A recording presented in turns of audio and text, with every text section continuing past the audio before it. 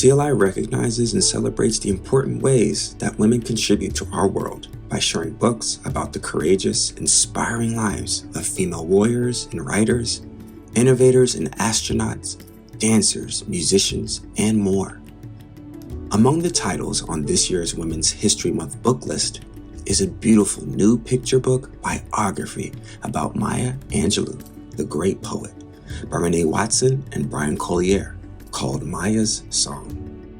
In free verse poems accessible to upper elementary school children, Watson tells the story of Angelou's life, from her birth in 1928 to her reading of On the Pulse of Morning at President Bill Clinton's inauguration. Again and again throughout the text, Watson emphasizes the importance of words, voice, and song, starting with Angelou crying as a baby. Angelou's brother, Bailey, figured a baby girl crying so much, so loud, must have something to say. The bustle and activity of her grandmother's store in Stamps, Arkansas, was a comforting chorus of noise. Angelou learned to read, recited her multiplication tables with her uncle, and sang in church. Words, voice, song. Adult readers might anticipate Angelou's childhood trauma, which Watson and Collier handle with care, respecting their subject and their readers.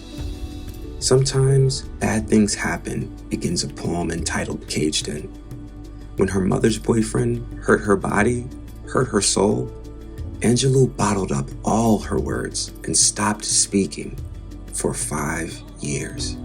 Her family's love for her and Angelou's love for poetry eventually brought her words back. First in a whisper, then in a shout. They leaped and danced and bloomed out of her. And Angelou used that voice. She started by reading poetry aloud, first others' poems and later her own. She sang calypso, learned to speak Fanti, spoke up against racism, and wrote about her life in poetry and prose. Among her many accomplishments, she was the first woman and the first Black person to deliver an inaugural poem. Are your readers hungry for more? Feed them Angelou's life Doesn't Frighten Me, illustrated by Jean-Michel Basquiat. Look for biographies of other writers, such as Exquisite by Suzanne Slade and Star Child by E.B. Zaboy. Explore the other ways women use their voices and What Do You Do with a Voice Like That by Chris Barton and Nina by Tracy N. Todd. When we share excellent books like these, we introduce children to phenomenal women phenomenally.